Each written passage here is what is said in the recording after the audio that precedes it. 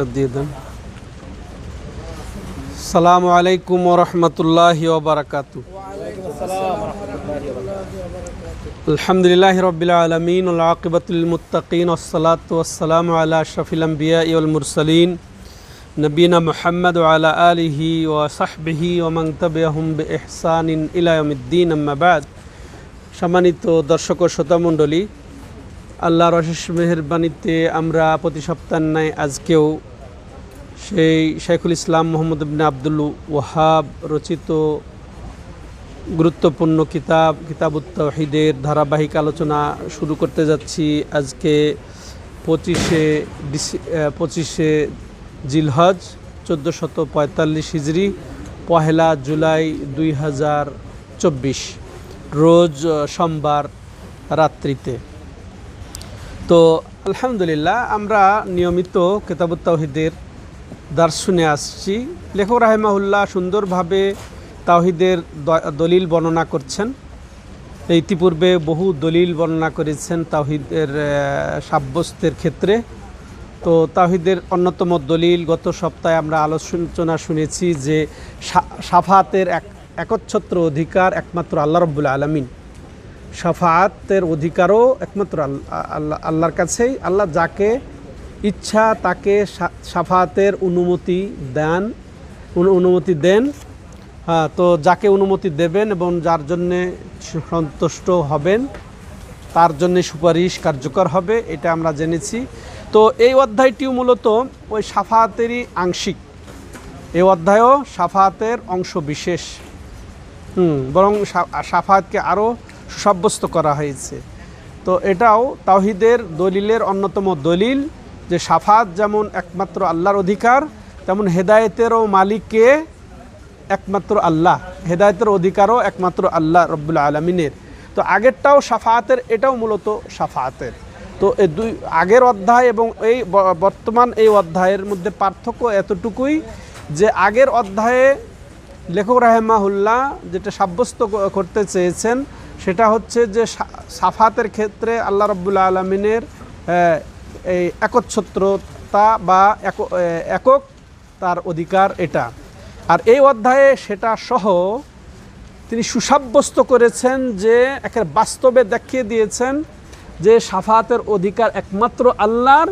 দুনিয়ার সর্বসেরা মানব মহামানব রহমাতুল্লিল আলামিন মুহাম্মদ রাসূলুল্লাহ সাল্লাল্লাহু আলাইহি ওয়াসাল্লামেরও এক্ষেত্রে কোনো অংশ নেই।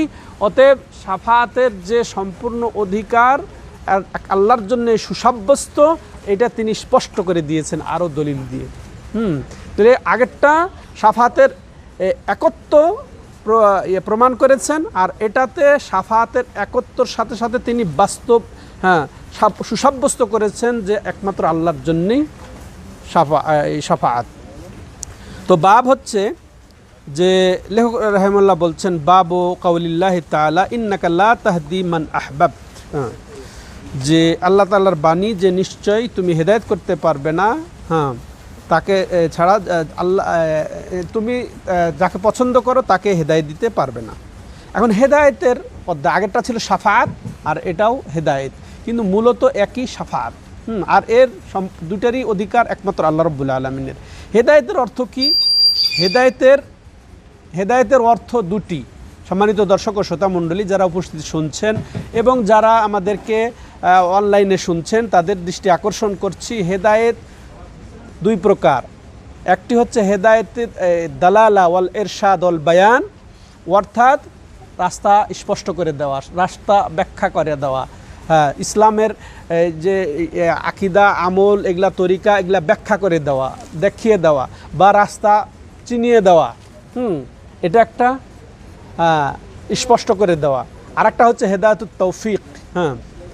হেদায়েতুত তৌফিক বলা হয় যে আল্লাহর পক্ষ থেকে খাস মদদ, আল্লাহর পক্ষ থেকে খাস সাহায্য কিসের? ইসলাম কবুলের ঈমান আনার খাস যেটা তৌফিক, এটা একমাত্র আল্লাহর হাতে। এটাই এখানে সুসাব্যস্ত করার উদ্দেশ্য লেখক রাহিমাহুল্লাহ। তো হেদায়েতের মালিক একমাত্র আল্লাহর কোন সেটা হেদায়েত যেটা তৌফিক, অর্থাৎ আল্লাহ রাব্বুল আলামিনের খাস মদদে যে ইসলাম কবুল করে মানুষ, ইমান আনে, আমরা যে ইসলামের ওপরে ইমানের ওপরে আছি, এটা আল্লাহর খাস হেদায়েত। ইহদিনাস সিরাতাল মুস্তাকিম, ইহদিনাস সিরাতাল মুস্তাকিম, এই সিরাতাল মুস্তাকিমের হেদায়েত এটা একমাত্র আল্লাহ রাব্বুল আলামিনের অধিকার, তিনি ছাড়া আর কেউ এটা দিতে পারে না। কোন নবী রাসূলেরও হাত নাই এতে, সেটার বাস্তব উদাহরণ আজকের এই বাবটি। তা আয়াত দিয়ে লেখক রাহিমাহুল্লাহ তা প্রমাণ করেছেন, তেমন হাদিস দিয়ে তিনি এটা প্রমাণ করেছেন। এবার আমরা শুনলাম, এরপরে আমরা শুনব যে আসলে এরপরে আমরা যাই দলিল। এরপরে লেখক রাহিমাহুল্লাহ যে হেদায়েত যে আল্লাহর অধিকার, তিনি তার দাবির সমর্থনে, তার এই অধ্যায়ের সমর্থনে যে হেদায়েতের অধিকার একমাত্র আল্লাহর, হেদায়েতের মালিক, হেদায়েতের তৌফিক যেটা, সেটা যে একমাত্র অধিকার আল্লাহ রাব্বুল আলামিনের, এর দলিল তিনি দুটি বর্ণনা দিয়েছেন, একটি কোরআনের আয়াত আর একটি হাদিস। মাশাআল্লাহ, এই সংক্ষেপে তিনি এটার দলিল উপস্থাপন করে শেষ গেছেন। প্রথম দলিল, ইন্নাকা লা তাহদি মান আহবাব। হ্যাঁ, হে নবী সাল্লাল্লাহু আলাইহি সাল্লাম, আল্লাহ রাব্বুল আলামিন এখানে নবী সাল্লাল্লাহু আলাইহি সাল্লামকে সম্বোধন করে বলছেন যে তুমি হেদায়েত দিতে পারবে না যাকে তুমি চাইবে। চিন্তা করেছেন, স্বয়ং মহানবীকে আল্লাহ রাব্বুল আলামিন বিশ্বনবীকে বলছেন কি, যে তুমি যাকে চাইবে তাকে হেদায়েত দিতে পারবেন না। ওয়ালাকিন্নাল্লাহ ইয়াহদি মান ইয়াশা, বরং আল্লাহ রাব্বুল আলামিন যাকে চাইবেন তাকে তিনি হেদায়েত দেবেন। ওয়া হুয়া আ'লামু বিল মুহতাদিন, এবং তিনি জানেন যে কাকে হেদায়েত দিতে হবে, হ্যাঁ কাকে হেদায়েত দিতে হবে আর কে গুমরাই থাকবে, তিনি ভালো জানেন। তাহলে নবী সাল্লাল্লাহু আলাইহি সাল্লাম এটা হেদায়েতেরও মালিক নন, তিনিও জানেন না কে হেদায়েত পাবেন বা কে পাবেন না, তাই না? এটা আল্লাহ রাব্বুল আলামিন স্পষ্ট করে দিলেন এটা সূরা কাসাসের 56 নম্বর আয়াতে স্পষ্ট করে দিলেন আল্লাহ রাব্বুল আলামিন। তাহলে হেদায়েত এটা নাকচ কোন হেদায়েত? হেদায়েতের তৌফিক যেটা ইসলাম কবুলের, ইমান আনার যেটা হেদায়েত, এটা আর অন্য কারো হাতে নেই, একচ্ছত্র আল্লাহ রাব্বুল আলামিন মালিক। এছাড়া বলছিলাম হেদায়েত দুই প্রকার, এটা প্রথম প্রকার। আর হেদায়েত যেটা দালালা ওয়াল ইরশাদ বা পথ দেখানো, পথ স্পষ্ট করে দেওয়া, বয়ান করে দেওয়া, এটা নবী সাল্লাল্লাহু আলাইহি সাল্লাম সহ সমস্ত দায়ী ইলাল্লাহ, যারা আল্লাহর পথের দায়ী, হ্যাঁ ইসলামের পথের দায়ী, তারা সবাই এই কাজটা করে থাকেন, আমাদের নবীও করেছেন। এটা তাহলে অনুমোদিত। আল্লাহ রাব্বুল আলামিন এটা বলেছেন তার নবীকে আরেক জায়গায়, ওয়াইন্নাকা লা তাহদি ইলা সিরাতিল মুস্তাকিম, নিশ্চয় আপনি সিরাতাল মুস্তাকিমের দিকে হেদায়েত দেবেন, নিশ্চয় আপনি সিরাতাল মুস্তাকিমের দিকে, ইসলামের দিকে হেদায়েত দেবেন। তাইলে মানে এই ইসলামকে চিনিয়ে দিবেন, ইসলামকে স্পষ্ট করে দেবেন। হ্যাঁ, তো এটা নবী সাল্লাল্লাহু আলাইহি সাল্লামের অধিকার ছিল, এবং এমনকি সমস্ত মানুষেরও অধিকার। তো তাহলে এই শিরোনাম থেকে এই শিরোনাম থেকে তাওহীদের সাথে, কিতাবুত তাওহীদের সাথে সম্পর্ক কি, যে এই শিরোনামের মাধ্যমে এটা খণ্ডন হয়েছে যারা কবরের কাছে গিয়ে বিভিন্নভাবে ইবাদত বান্দেগি করে থাকে। ইবাদত যদিও নাম দেয় না তারা, যে সেখানে কবরে গিয়ে ইবাদত করছে, এটাকে তারা বলে যে আমরা ইবাদত করতে যাচ্ছি, কিন্তু আসলে যেগুলা করে সেগুলা কি ইবাদত না? দোয়া ইবাদত না? প্রার্থনা? আর দোয়া হুয়াল ইবাদত, জবাই ইবাদত না? চাওয়া, প্রার্থনা করা, আশা, ভরসা, যা আল্লাহ রাব্বুল আলামিন আমাদেরকে নির্দেশ দিয়েছেন, যা আল্লাহ ভালোবাসেন, যা পছন্দ করেন, সেটাই তো করাটা ইবাদত। তো আল্লাহর কাছে আমরা চাইবো, আল্লাহর কাছে প্রার্থনা করবো, আল্লাহর কাছে আশা করবো, আল্লাহর উপর ভরসা করবো, আল্লাহর জন্য জবাই করবো, আল্লাহর জন্য মানত করবো, আল্লাহকে ভয় করবো, আল্লাহর কাছে আশা করব, বিপদ আপদ মুক্তির জন্য তার শরণাপন্ন হব। এগুলা আল্লাহ চান না? তো এগুলা সব ইবাদত। আর এই মাজারের দরগায় গিয়ে এগুলা হয় না? এগুলাই তো হয়। তাহলে এগুলা ইবাদত। ওরা যদিও বলে যায় না, স্বীকৃতি দেয় না, যে তারা, আমরা যদি বলি তাদেরকে কবর পূজারি, মাজার পূজারি, তারা খেপে যায়। তো বা কবর ইবাদতকারী যদি বলি, তাহলে কি খেপবে না? মূলত একটা পূজা এই জন্য বলছি যে আসলে ইবাদত ছাড়া যেটা, সেটা পূজা হিন্দুরা যেটা করে, অমুসলিমরা যেটা করে।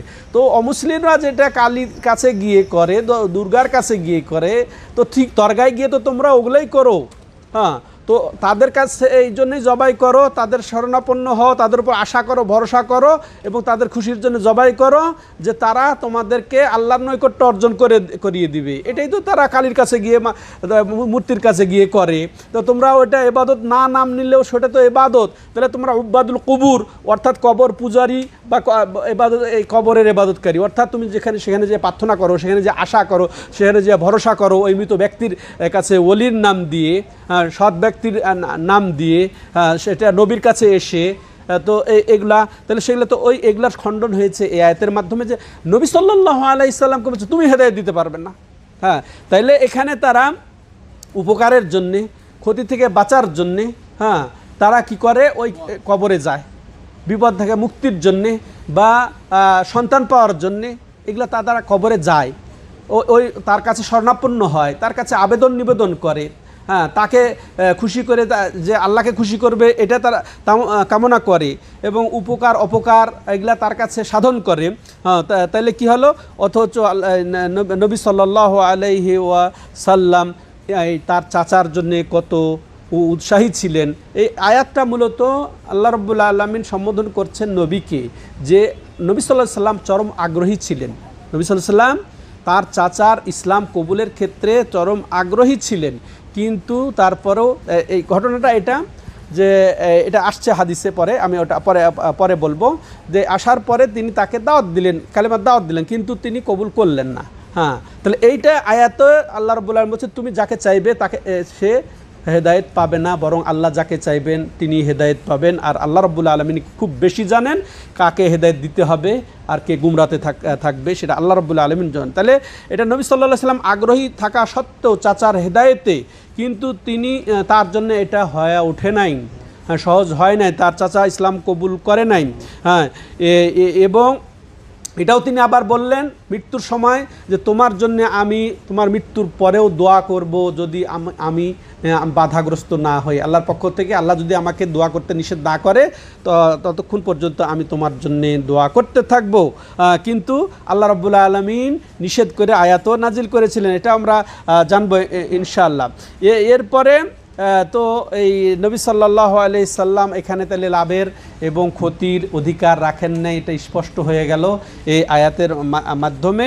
তাহলে বোঝা গেল যে এই যে আল্লাহ ছাড়া অন্যের সাথে এই সম্পর্ক, বিপদ আপদ মুক্তির সম্পর্ক বা বিপদ থেকে উদ্ধারের সম্পর্ক, বা আমরা চারিতার্থ করব, আমরা উপকার সাধন করব, উপকার অর্জন করব, এই ধরনের সম্পর্ক মহান রসুল সাল্লাল্লাহু আলাইহি সাল্লামের সাথেও রাখা যাবে না। তাহলে উনি ছাড়া আর বাকি আর কার সাথে এই সম্পর্ক রাখা যাবে যে তিনি আমার বিপদ আপদ মুক্ত করে দিবেন?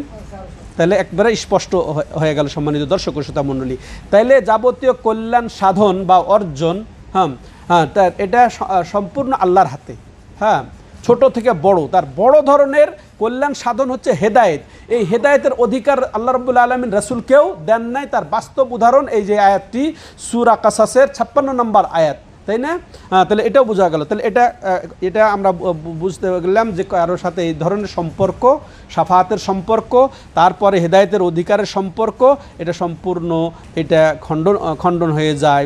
হ্যাঁ, সম্মানিত দর্শক ও শ্রোতা মণ্ডলী, তো এই আয়াতের সাথে আমরা তাহলে সম্পর্ক এটাই বুঝলাম যে তাওহীদের কত নিগুড় সম্পর্ক, যে হেদায়েতের একচ্ছত্র বা একত্ব অধিকার কার? আল্লাহর। তো এই ক্ষেত্রে তাওহীদ সুসাব্যস্ত করলেন লেখক রাহিমাহুল্লাহ চমৎকার তার ভঙ্গিতে।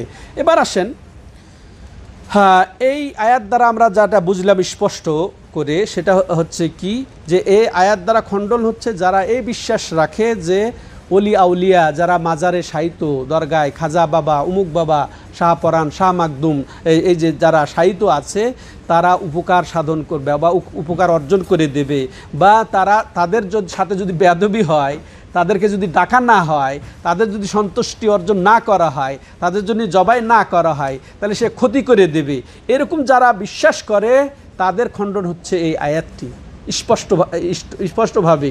এবং যারা মনে করে যে অলি আউলিয়া মৃত্যুর পরেও, হ্যাঁ, তাদের জন্য অনেক কিছু করতে পারে, দুনিয়ার জন্য অনেক কিছু করতে পারে, জাতির জন্য অনেক কিছু করতে পারে, এটাই দলিল। হ্যাঁ, তাহলে নবী সাল্লাল্লাহু আলাইহি সাল্লামকে জীবিত অবস্থায় আল্লাহ রাব্বুল আলামিন নিষেধ করে দিলেন, তো মৃত অবস্থায় তাহলে আরও বেশি, হ্যাঁ, তাহলে এটা সম্ভব নয়, তাই না?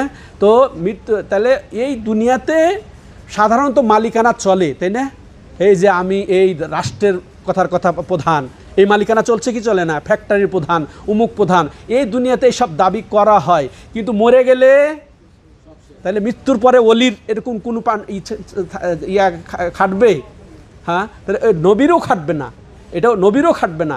এই জন্য ইতিপূর্বের অধ্যায়ে আমরা কি শুনেছি, নবী সাল্লাল্লাহু আলাইহি সাল্লাম পুরা কুরাইশ বংশকে আহ্বান করে ডাকে বলেন নাই, হ্যাঁ, যে যে যে দেখো তোমরা তোমরা তোমরা তোমাদের ব্যাপারটাই দেখে নাও, যে মা উগনি আনকুম মিনাল্লাহি শাইআ, আমি তোমাদের জন্য কোনোই উপকারে আসবো না। তারপরে একে একে আব্দুল্লাহ ইবনে আব্বাসকে ডাকলেন, হ্যাঁ আব্বাসকে ডাকলেন, তার ফুফিকে ডাকলেন, চাচাকে ডাকলেন, ফুফিকে ডাকলেন, তারপরে আবার নিজের কলিজার টুকরা ফাতেমাকে ডাকলেন, মা উগনি আনকে মিনাল্লাহি শাইআ। এটা দুনিয়ার কথা বলেছেন, যে সালিনি মিম্মা আলি মাশিদ, দুনিয়ার ক্ষেত্রে তো বলছেন আমার মাল থেকে তুমি নিয়ে নাও, তাহলে মালেতেও উনি সহযোগিতা করতে পেরেছেন বা পারছেন বা বলেছেন, কিন্তু কিয়ামতের দিন আমি খুশি। আর আজকালকার এই ভণ্ড পীররা বা অলির নাম দিয়ে যারা ধোকা খাচ্ছে, এরা মনে করছে মৃত্যুর পরেই তারা আরও বেশি পাওয়ারফুল হয়, হ্যাঁ, তারা আরও বেশি তাদেরকে সাহায্য করবে। তাহলে স্পষ্ট হয়ে গেল যে মৃত্যুর পরেও এটা সম্ভব নয়,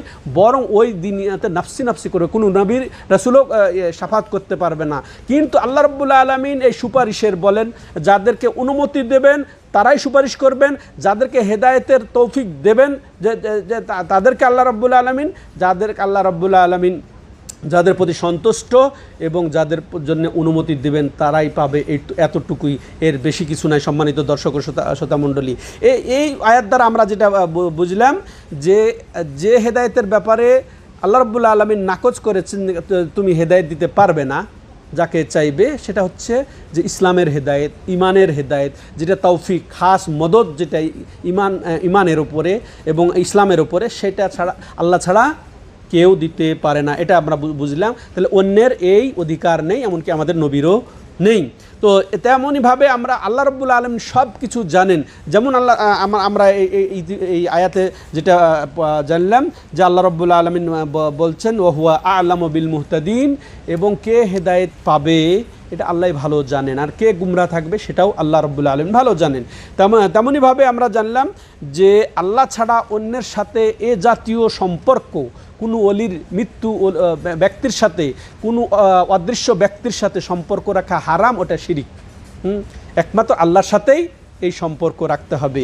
এরপরে লেখক রাহিমাহুল্লাহ তার এই বিষয়ের ক্ষেত্রে দলিল উপস্থাপন করার জন্য হাদিস পেশ করছেন। অফিস সাহি, তিনি বলছেন সহিতে আছে, অর্থাৎ সহি বুখারীতে আছে। এই হাদিসটি অবশ্য ইমাম মুসলিমও তার সহি মুসলিমে বর্ণনা দিয়েছেন, ইমাম বুখারী তার সহি বুখারীতে বর্ণনা দিয়েছেন। সেটিকে আন ইবনুল মুসাইয়্যিব আন আবিহি ক্বাল লাম্মা হাদারাত আবা তালিব বিনিল ওয়াফাতু জাআহু রাসূলুল্লাহ সাল্লাল্লাহু আলাইহি সাল্লাম ওয়া ইনদাহু আব্দুল্লাহ ইবনু আবি উমাইয়া ওয়া আবু জাহলিন ইলা আখিরিল হাদিস। হাদিসটি এভাবে, এটা প্রখ্যাত তাবি, তিনি আলেম এবং ফকি তাবি সাইদ ইবনুল মুসাইয়্যিব, হ্যাঁ সাইদ তিনি তাবি, মুসাইয়্যিব হচ্ছেন তার বাবা সাহাবি। তিনি বর্ণনা করছেন যে যখন এই যে ঘটনাটা বলতে চাচ্ছিলাম, আয়াতটা ওই প্রেক্ষাপটে অবতীর্ণ হয়েছে, এখন সরাসরি হাদিসে আমরা শুনছি ওই ঘটনাটা, যে তিনি বলছেন যে যখন আবু তালেবের কাছে মৃত্যু আসন্ন হলো, আবু তালেব মৃত্যু আসন্ন, মৃত্যু উপস্থিত, হ্যাঁ মৃত্যুর পূর্বে, মৃত্যুর ভূমিকা এসে গেছে, মৃত্যু যন্ত্রণা এসে গেছে, তখন রাসূলুল্লাহ সাল্লাল্লাহু আলাইহি সাল্লাম তাকে দেখতে আসলেন। আর ওই অবস্থায় কে আব্দুল্লাহ ইবনে আবি উমাইয়া এবং আবু জাহাল, হ্যাঁ ফেরাউন হাদিল উম্মা লানাহুমাল্লাহ, তো এরা দুইজন ওখানে উপস্থিত। তো রাসূলুল্লাহ সাল্লাম আসলেন। এরপর রাসূলুল্লাহ সাল্লাল্লাহু আলাইহি সাল্লাম তাকে বললেন, কাকে, চাচা আবু তালেবকে বললেন, ইয়া আম্মে কুল লা ইলাহা ইল্লাল্লাহ কালিমা হ্যাঁ উহাজ্জু লাকা বিহা ইনদাল্লাহ, যে হে চাচাজি আপনি কালিমা লা ইলাহা ইল্লাল্লাহ বলুন, তাইলে আমি এর দ্বারা আল্লাহর কাছে সাক্ষ্য দিতে পারবো। বা এটা দেখেন, এটাই সুপারিশ, তাই না? এই অধ্যায়টা তাহলে সুপারিশের অংশ। তাহলে যে আল্লাহর কাছে আমি তাহলে হুজ্জত কায়েম করতে পারবো যে আমার চাচা কালেমা পড়েছেন। তাহলে রাসূলুল্লাহ সাল্লাল্লাহু আলাইহি ওয়াসাল্লাম কীভাবে আগ্রহী ছিলেন যে তিনি কালেমা পড়ে যেন মুসলমান হয়ে যেতে পারেন। হ্যাঁ, তো এটা তিনি চাচাকে তুলে ধরলেন। এরপরে ওই দুইজন, হ্যাঁ, যে আব্দুল্লাহ ইবনে আবি উমাইয়া আর আবু জাহাল বলছেন কি, তারা উভয়ে সঙ্গে সঙ্গে আবু তালেবের কিছু বলার আগেই তারগাব আন মিল্লাতে আব্দুল মুত্তালিব, তুমি কি আব্দুল মুত্তালিব হচ্ছে কে? রাসূলুল্লাহ সাল্লামের দাদা, হ্যাঁ রাসূলুল্লাহ সাল্লামের দাদা, আবু তালেবের বাবা, আপন চাচা আবু তালেব। তো তুমি কি আব্দুল মুত্তালিব, মানে তোমার বাবার ধর্ম ত্যাগ করে মারা মানে তিরস্কার করা শুরু করলো। তো তিরস্কার করার ভয়ে সে যাই হোক, এটা আল্লাহর হিকমত, আল্লাহর ইচ্ছা হয় নাই, সে আর মুখ খুলল না। তারপরে আদা আলাইহিন নবী সাল্লাল্লাহু আলাইহি ওয়াসাল্লাম, এরপর নবী সাল্লাল্লাহু আলাইহি ওয়াসাল্লাম আবার বললেন, ইয়া আম্মে কুল লা ইলাহা ইল্লাল্লাহ কালিমা উহাজ্জু লাকা বিহা ইনদাল্লাহ, হে চাচাজি আপনি কালিমা লা ইলাহা ইল্লাল্লাহ বলুন, আমি তাহলে আল্লাহর কাছে আপনার জন্য সুপারিশ করব এবং সাক্ষ্য দেব। এরপর আবার ওই দুইজন ঠিক তাদের ওই কথাটা আবার সে রিপিট করলো, 3 বার এইভাবে বললেন রাসূলুল্লাহ সাল্লাল্লাহু আলাইহি সাল্লাম। এরপরে তারাও শেষ পর্যন্ত ওইভাবেই তারা ইয়ে করে বাধা দিল। এরপরে ফাকানা আখিরু মা কাল, শেষ পর্যন্ত রাবি বলছেন যে আবু তালেব শেষ কথা যেটা বলল, হুয়া আলা মিল্লাতে আব্দুল মুত্তালিব, সে আব্দুল মুত্তালিবের ধর্মেই থেকে গেল। ও আবা ইয়াকুল লা ইলাহা ইল্লাল্লাহ, আর সে অস্বীকার করে বসলো যে লা ইলাহা ইল্লাল্লাহ বলবে, এটা সে অস্বীকার করে। ফাকালান নবী সাল্লাল্লাহু আলাইহি ওয়াসাল্লাম, এই যখন হলো অবস্থা, এই ঘটনা পরে রাসূলুল্লাহ সাল্লাল্লাহু আলাইহি ওয়াসাল্লাম লাস্তাগফিরান্নাকা মা লাম উনহা আনক, যে দেখো অবশ্যই তোমার জন্যে ততক্ষণ পর্যন্ত আমি আল্লাহর কাছে ক্ষমা চাইতেই থাকবো যতক্ষণ পর্যন্ত আমি বাধাগ্রস্ত না হব, আল্লাহ নিষেধ না করে দেবেন। আল্লাহ রাব্বুল আলামিন আয়াত নাজিল করে দিন, মা কানা লিন নবী ওয়াল্লাযিনা আমানু আন ইস্তাগফিরু লিল মুশরিকিনা ওয়ালাউ কানু উলি কুরবা, যে কোনো নবীর জন্য এবং যারা ঈমান এনেছে তাদের জন্য জায়েজ নেই যে কোনো মুশরিকের জন্য সে ক্ষমা চাইবে, সে যদিও সে তার নিকট আত্মীয় হয়। দেখেন এটাও ওই আবু তালেবের ক্ষেত্রে নাজিল, নিকট আত্মীয়। আবু তালেব নিকট আত্মীয় ছিল আপন চাচা, আর শুধু চাচাই নয়, আবু লাহাবও তো চাচা ছিল, তাই না? হ্যাঁ, আবু লাহাবও তো চাচা ছিল।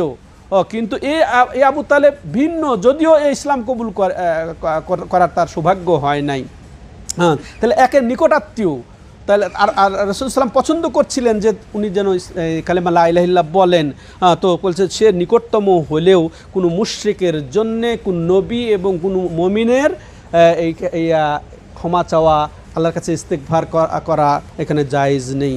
হ্যাঁ, তাহলে এরপরে আল্লাহ রাব্বুল আলামিন এই হাদিসেরই অংশ ওয়ানজালাল্লাহু ফি আবি তালেব, আর আবু তালেবের জন্য আল্লাহ রাব্বুল আলামিন আয়াত নাজিল করে দিলেন, ইন্নাকা লা তাহদি মান আহবাবতা ওয়ালাকিন্নাল্লাহা ইয়াহদি মান ইয়াশা ওয়া হুয়া আ'লামু বিল মুহতাদিন, যে দেখো অবশ্যই যে তুমি যাকে চাইবে সে হেদায়েত পাবে না, বরং আল্লাহ যাকে চাইবেন তা সে হেদায়েত পাবে। আর আল্লাহ রাব্বুল আলামিন খুবই জানেন কে হেদায়েতের উপযুক্ত, কে হেদায়েতের উপযুক্ত।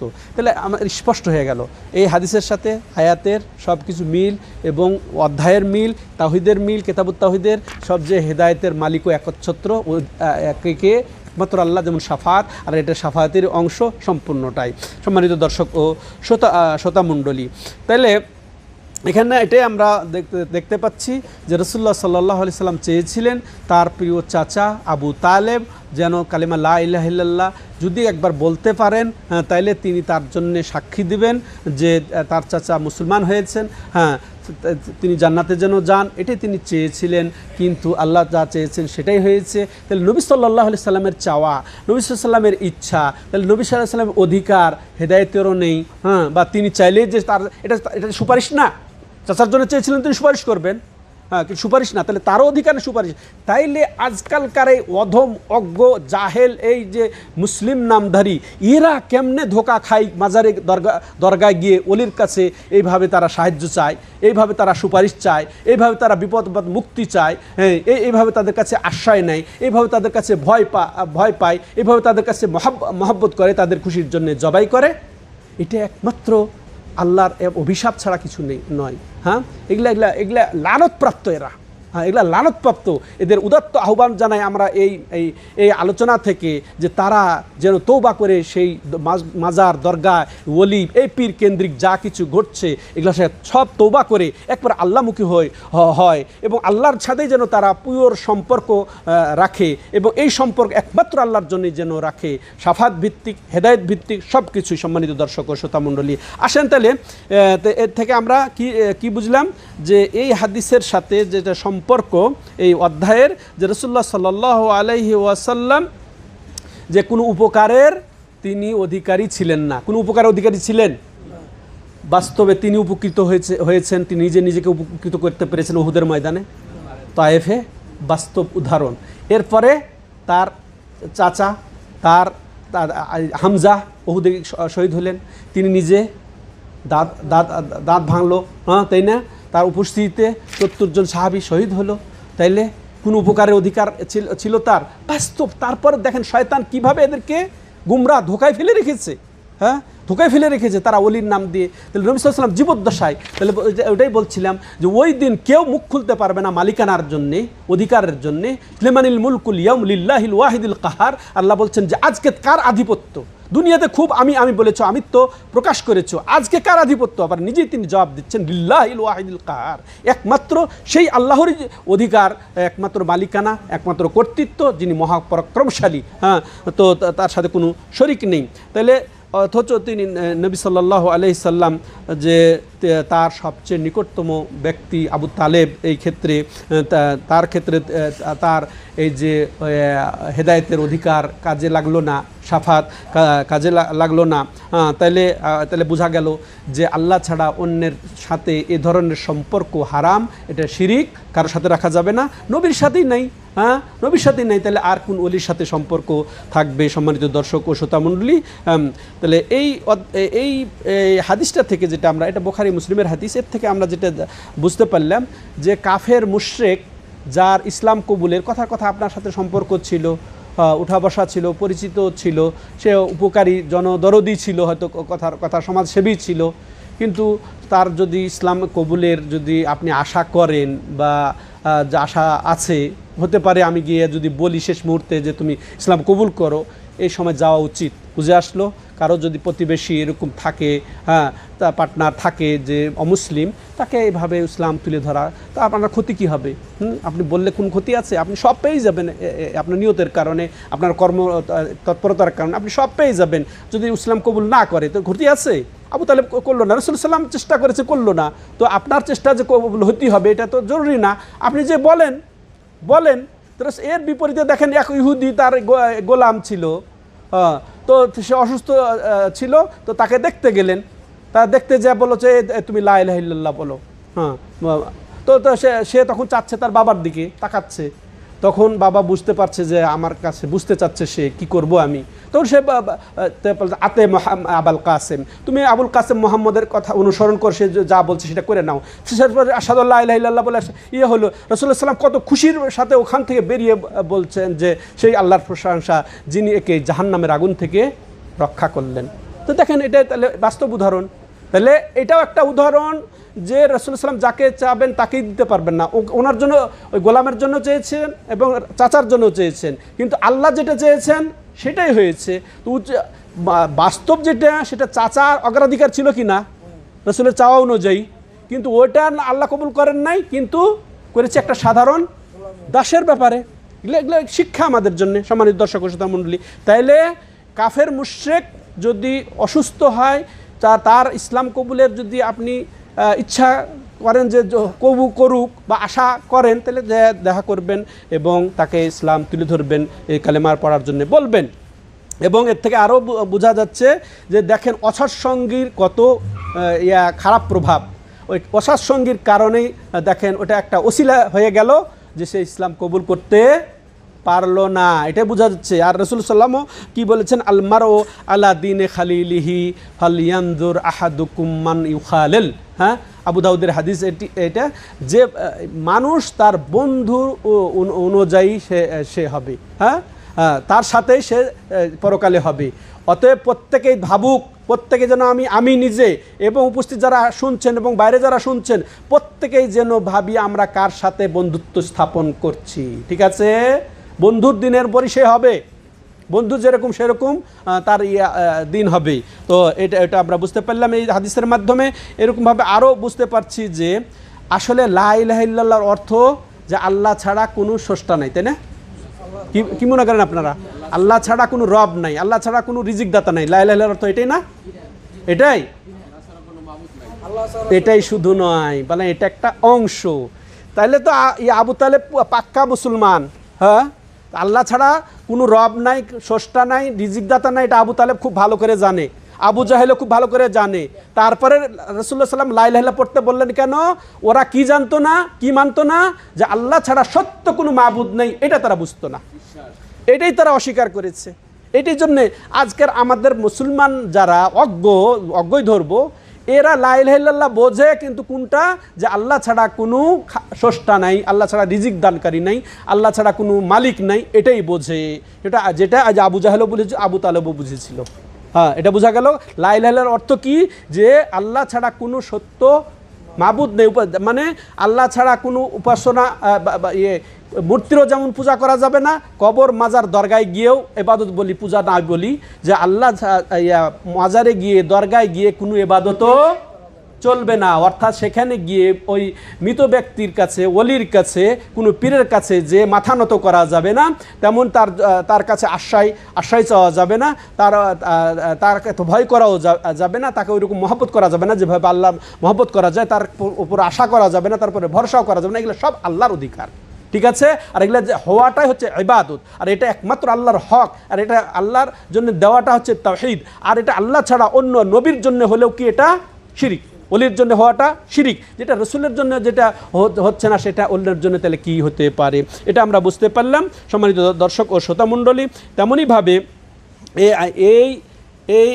এই হাদিস দিয়ে যেটা আমরা বুঝলাম যে ইয়াকিনের সাথে জেনে বুঝে লা ইলাহা ইল্লাল্লাহ বলবে, হ্যাঁ, বিশ্বাসের সাথে সে ইসলামে প্রবেশ করবে।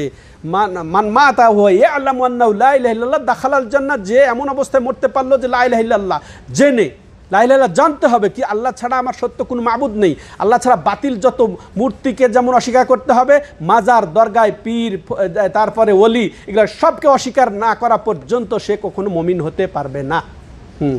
এটা আমরা বুঝতে পারলাম এই হাদিসের মাধ্যমে সম্মানিত দর্শক ও শ্রোতামণ্ডলী। তেমনই এটাও বুঝতে পারলাম যে রাসূলুল্লাহ সাল্লাল্লাহু আলাইহি ওয়াসাল্লাম শেষ মুহূর্তে ওই সুযোগটা গ্রহণ করেছিলেন চাচার ক্ষেত্রে, যদি সে যে কালেমাটা পড়ে, তাহলে ইন্নামাল আমালু বিল খাওয়াতিম, সর্বশেষ ভালো, শেষ আমল যার সব ভালো তার, এটাই তিনি সুযোগ গ্রহণ করতে গেছিলেন। তাহলে শেষটা যেন আমাদের ভালো হয়, সবার এই জন্য দোয়া করা উচিত। রাসূল সাল্লাম দোয়া করতেন যে আল্লাহ তুমি আমাকে শেষ পরিণতি ভালো দিও, ইমানের ওপরে দিও, হ্যাঁ, আমলের ওপরে দিও, এটা দোয়াও করতে হবে। এবং এই ধরনের মৃত্যু ব্যক্তির সুযোগ গ্রহণ করতে হবে। আরেকটা এখানে আমি যুক্ত করি, আমাদের সমাজে কেউ যদি অসুস্থ হয়ে যায়, খুব মারাত্মক অসুস্থ হয়ে যায়, দাঁড়াতে না পারে, মসজিদে যেতে না পারে, তারা নামাজই পড়ে না, ওই কাফারার চিন্তা করে বা অন্য অমুরি কাজার চিন্তা করে, এগুলা আজে বাজে চিন্তা করেন, এগুলা দিয়ে কোনো কাজ হবে না।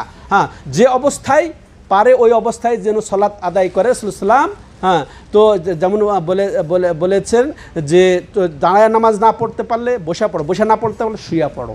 তো যদি তার কোনো কাজ না করে, তাহলে সে শুয়ে নিয়তের সাথেই নামাজ আদায় করবে, মনে মনে নামাজ আদায় করবে, কিন্তু নামাজ নাই, তাহলে শেষ পরিণতি যেন ভালো হয়, এটাও লক্ষ্য করবেন। অনেকে বিছানায় চলে গেলে আর সে আজীবন নামাজ পড়ে আসছে, কিন্তু বিছানায় চলে গেলে তার নামাজের আর গুরুত্ব দেওয়া হয় না, সে নিজেও তো অপারগ হয়ে যায়, মনে করতে আমি তো পারছি না নামাজ পড়তে, এটা মনে করে না।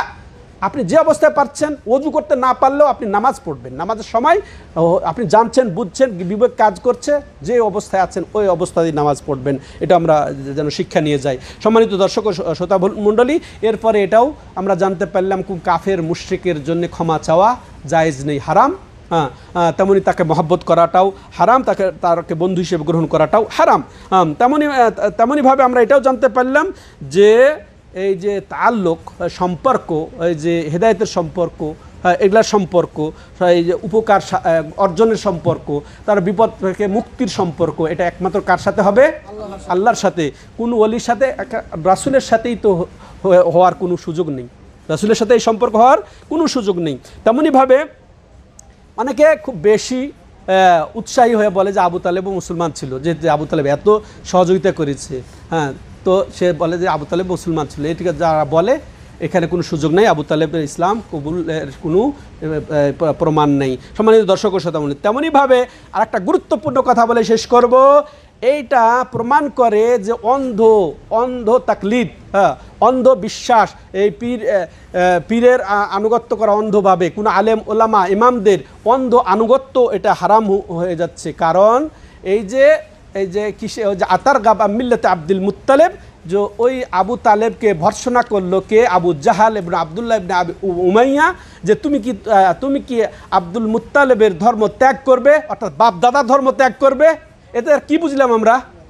আপনারা সম্মানিত দর্শক ও শ্রোতা মণ্ডলী, আপনারা বলেন এ দ্বারা কি বুঝলাম? আমরা বাপ দাদার ধর্মের দোহাই দেব আবু তালেবের মতো, না ইয়ার মতো আবু জাহালের মতো? এই এই এই দোহাই দেওয়াটা কার? এটা নীতি কার? মানহাজ আবু জাহালের। আবু জাহাল বলছে কাকে? চাচাকে, এই যে রাসূলের চাচাকে, তুমি কি তোমার বাপের ধর্ম ত্যাগ করে মরে যাবে? আর আমরা যখন কোরআন এবং সহি সুন্না ভিত্তিক তাওহীদের দাওয়াত দেই, তারপরে সুন্নতের দাওয়াত দেই, তখন তারা বলে এতদিন করে আসছে, এগুলো সব ছেড়ে দেবো? এগুলা বলা হয় না? এগুলা যদি গুরুত্বপূর্ণ তাওহীদের ব্যাপারে যদি এরকম কথা হয়, শিরকের ব্যাপারে যদি এরকম কথা হয়, ওয়াল্লাহে ওই আবু জাহালের সাথে আর তার সাথে কোনো পার্থক্য নেই। নাউজুবিল্লাহ। এগুলা আমাদেরকে বুঝার তৌফিক দান করেন। হাদা হুয়া সাল্লাল্লাহু আলা নবিয়িনা মুহাম্মদ ওয়া আলা আলিহি ওয়া সাহবিহি আজমাইন।